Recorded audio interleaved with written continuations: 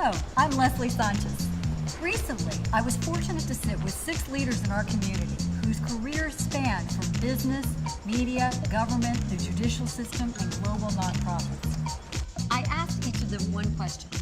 What was the one single thing that was most key to your success?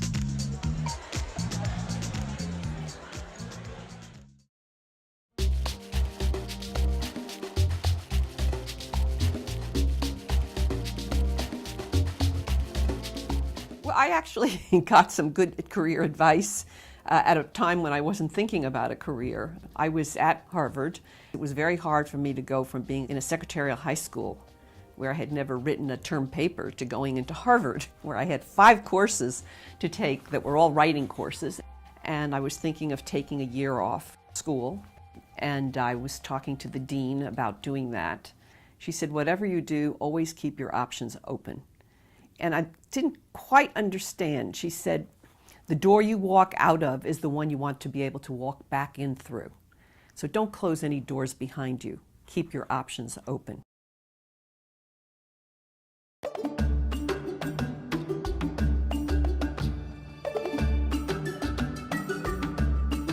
I never thought about the whole notion of career.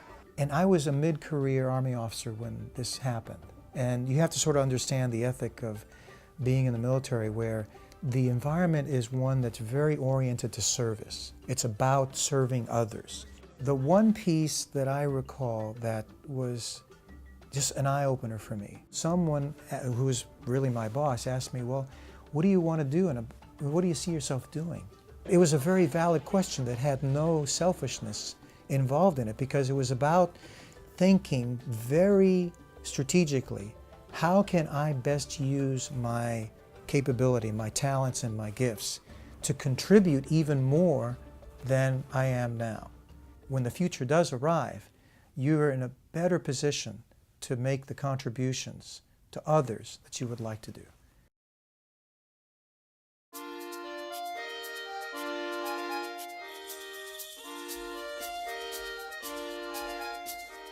Patricia Diaz-Dennis, and I was a Senior Vice President and Assistant General Counsel of AT&T. I retired 5 years ago now. I can't believe it's been that long. I think really what's given me the most satisfaction, though, was Girl Scouts. Seeing how you can change a young girl's life by exposing her to so many different ideas and prospects. And, you know, you can't dream big if you've never been exposed to different worlds. You can't. I think if you treat people well, and you're honest and straightforward and all the Girl Scout law attributes, and just have a good character, you're going to do fine. And you're going to feel you've led a good, rich, helpful life. It's an anonymous saying, and I just think this saying captures an important concept, and it is, be careful of your thoughts because they become your words. Be careful of your words because they become your deeds. Be careful of your deeds because they become your habits. And be careful of your habits because they become your character.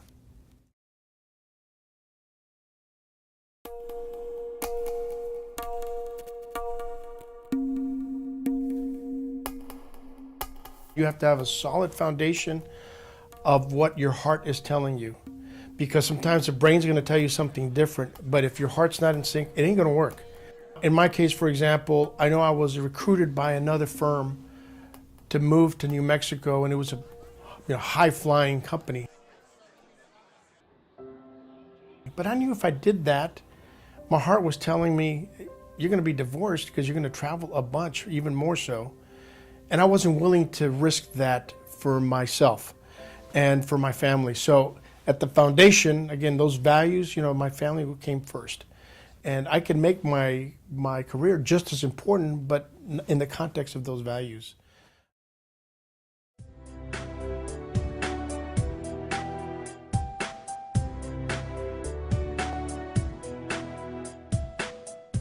So there was a point in my career where I was really evaluating 2 opportunities. And one opportunity was to do something statewide still within the government arena. And the other opportunity was to do something statewide as a lobbyist in corporate America. And I went to talk to the individual who was considering me for the government position, and I said to him, you know, I think I'm going to take the job with you so I can get additional training, I can learn more. And he says to me, well, Rocky, what do you want to do in the next 5 years? I said, well, I want to be a lobbyist. And he said, well, let me get this straight. Someone's offering you a job now to be a lobbyist, but you want to come work for me for 4 years to then go be a lobbyist. He's like, that makes no sense. Rocky, you're thinking like a woman. And I said, what do you mean? And he said, a man would jump right in, take the job, and learn it as he goes. You feel like you need more training. He said they wouldn't be offering you the job if they didn't think you were qualified for it. And I still remember those words, and every time I sort of think about a new opportunity, I realize how important it is for me to have the confidence in my own ability so that I'm really able to take advantage of the opportunity and jump right in.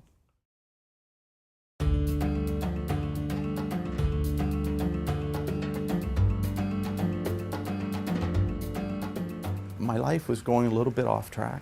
It's the first time I had received a lot of financial wealth, a lot of press. I was really too full of myself. Univision Network had chosen me as an Orgullo Hispano, a Hispanic pride. And the president of Panama, where I'm from, saw it on television and said, hey, we got to give this Panamanian, the key to the city, an award. So I went down there with my family, my mom, and when we got to the president's office, she had 20 minutes. It was a very tight schedule. My mom had been an award-winning teacher in Panama for many years, and by coincidence, the 3 people on her executive team, every single one of them had my mom as a teacher in 7th grade. It was like a rock star walked in. 20 minutes went by, they knocked on the door, and all the press comes in, and the president stands up and says, well, where's the key to the city for the teacher? And you know, my mom gets this award, she's in all the newspapers, and I said, what does this all mean? And my mom turned to me and said, this is to remind you that your life will never be made up from material wealth. Your life will always be about how many hearts you touch. And that was really the defining moment in my life.